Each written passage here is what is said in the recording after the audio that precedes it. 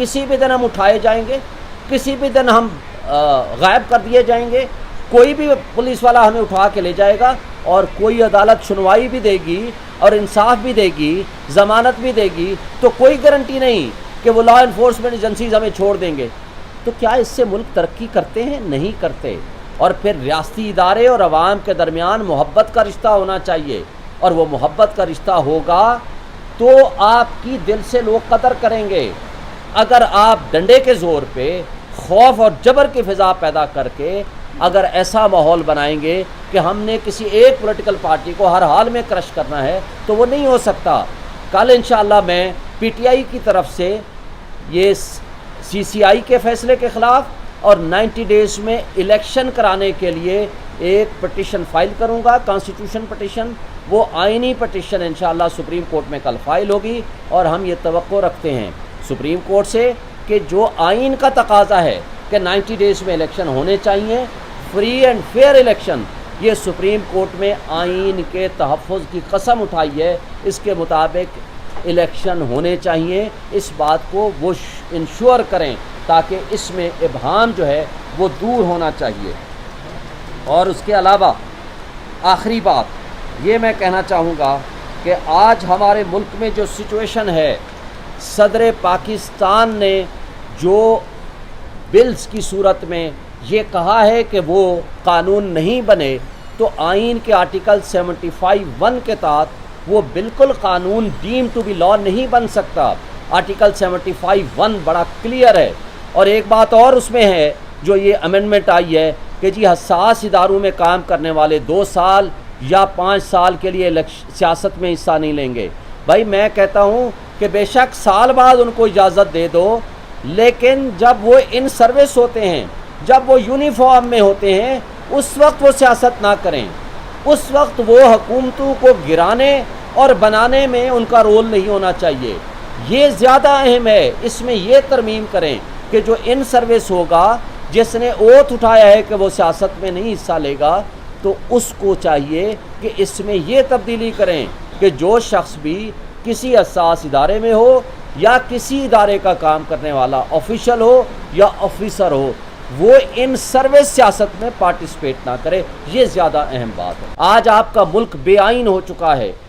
آج پولیس اور ایجنسیوں کا راج ہے، جس وقت جس کو چاہیں اٹھا کے لے جائیں، مسنگ پرسن میں شامل کر لیں، عدالت 8 دفعہ ضمانتیں دے، اس کے بعد دوبارہ اٹھا لیں، اور یہ تسلیم ہی نہ کریں کہ کس پولیس والے کے پاس ہے اور کس کے پاس نہیں ہے۔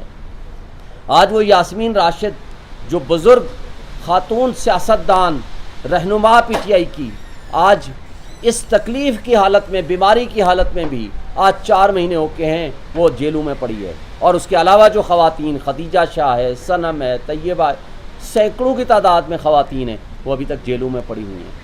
یار کیا ہمارے ملک میں 13 اور 14 اگست کو جو کچھ ہوا، آپ نے دیکھا، پاکستان کا جھنڈا لے کے اور پی ٹی آئی کا جھنڈا لے کے جو ورکر اور کارکن باہر نکلا، اس کے ساتھ کیا کیا انہوں نے؟ سینکڑوں کی تعداد میں ورکرز کو اٹھا لیا اور پرچے کر دیا، ان کو جیلوں میں ڈال دیا اور کچھ کو غائب کر دیا۔ کیا یہ طرز عمل ہے؟ کیا اس کو ہم سیاست کہیں گے؟ کیا ان کو کیئر ٹیکر سیٹ اپ کہیں گے؟ اور یہ کیئر ٹیکر سیٹ اپ سوائے الیکشن کے ان کو کوئی اور کام نہیں کر سکتے، اور الیکشن کمیشن سوائے الیکشن کے اس کا کوئی کام نہیں ہے۔ لیکن افسوس کی بات یہ ہے کہ یہ کیئر ٹیکر والے اور الیکشن کمیشن الیکشن کرانے کے علاوہ سب کچھ کر رہے ہیں۔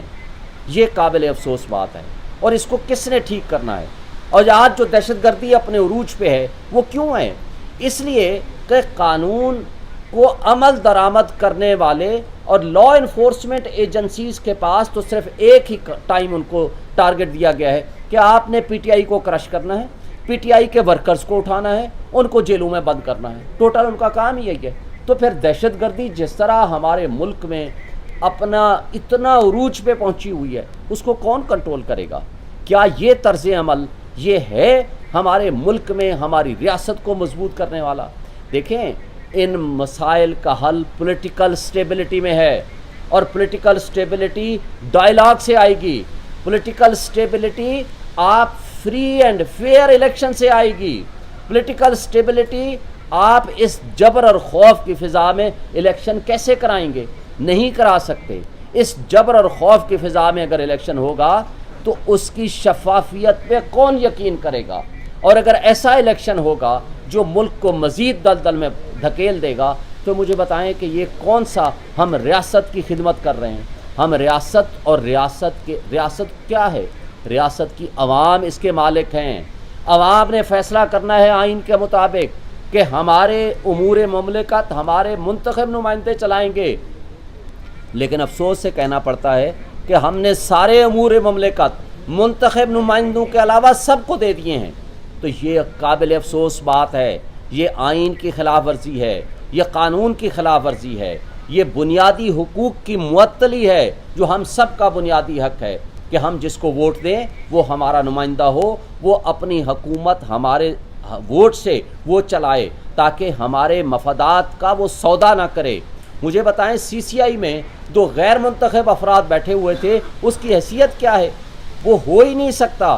پھر 90 ڈیز کا جو الیکشن ہے، آج صدر پاکستان نے جو خط لکھا ہے الیکشن کمیشن کو، وہ درست طور پر خط ہے۔ آرٹیکل 48 سب آرٹیکل 5 آپ پڑھ لیں اور آرٹیکل 224 پڑھ لیں۔ جب الیکشن میں جب نیشنل اسمبلی ڈیزالو ہو جائے گی تو 90 ڈیز میں الیکشن ہوگا، دوسری کوئی ریزن نہیں ہے۔ اور وہ جو 90 ڈیز کا الیکشن ہوگا اس کی تاریخ صدر مملکت دیں گے، اور صدر جب آئین صدر کو پاور دیتا ہے تو الیکشن ایکٹ میں کی جانے والی ترمیم کی کوئی لیگل ویلیو نہیں ہے، کیونکہ سپریم قانون جو ہوتا ہے وہ آئین ہوتا ہے، الیکشن لا یا کوئی اور قانون اس کے تابع ہوتا ہے، تو لہٰذا تابع جو ہے وہ سپریم نہیں بن سکتا۔ ہمارے ہاں افسوس کی بات ہے، الٹی گنگا بہہ رہی ہے، اور ان ساری چیزوں کے اوپر ہم سب نے، اور جو آج آپ کے سامنے جو میڈیا کے اوپر قدغن اور پابندیاں ہیں، یہ کس قانون کے؟ ہم تو سمجھتے تھے کہ وہ فاشسٹ حکومت لگا کر گئی ہے، اب وہ تو چلی گئی ہے، اور جب ہم پیمرا سے پوچھتے ہیں کہ بھائی وہ آپ چیئرمین پی ٹی آئی کا نام نہیں لے سکتے، اس کی تصویر نہیں چلا سکتے، اس کی خبر نہیں چلا سکتے، اور آپ نے اس کے خلاف بھی بولنا ہو تو نہیں چلا سکتے، تو یہ کس کا حکم ہے؟ تو آج بھی ہمیں ہر میڈیا چینل والا کہتا ہے آپ کو خود پتہ ہونا چاہیے، اور کوئی پتہ نہیں۔ یہ جبر اور خوف کی فضا کیسے سسٹین کر سکے گی؟ آج عمران ریاض کو آپ نے 100 دن سے زائد ہو گئے ہیں، ایک انڈیپینڈنٹ صحافی ہے، بھائی آپ اس سے اختلاف کر سکتے ہو، اس کے نظریات سے اختلاف کر سکتے ہو، وہ آپ کا حق ہے، لیکن کیا اس کا بنیادی حق نہیں ہے کہ لا انفورسمنٹ ایجنسیز کے ہاتھوں میں وہ غائب ہوا ہے تو کدھر گیا ہے؟ اس کو آسمان کھا گیا یا زمین کھا گئی ہے؟ اس کو برآمد کرنا یہ ریاستی اداروں کا فرض ہے۔ میڈیا آزاد ہوگا تو ہمارے ملک کی جمہوریت آزاد ہوگی، ہمارے ملک کی آئین مضبوط ہوگا۔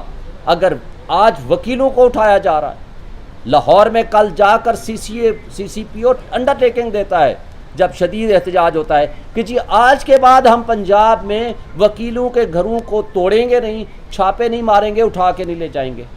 یار آپ ہم جیسے انڈیپینڈنٹ انسٹیٹیوشن کے لوگ، جو آپ میڈیا جو آزاد ہیں، جو آج وکیل جو آزاد ہیں، اگر ان کی چادر اور 4 دیواری محفوظ نہیں ہے تو مجھے بتا دیں ایک عام پولیٹیکل ورکر جس کو کل عباس پبی کو اٹھا کے لے گئے، جب پوچھا گیا کون لے گیا، کہتے ہیں کوئی پتہ نہیں۔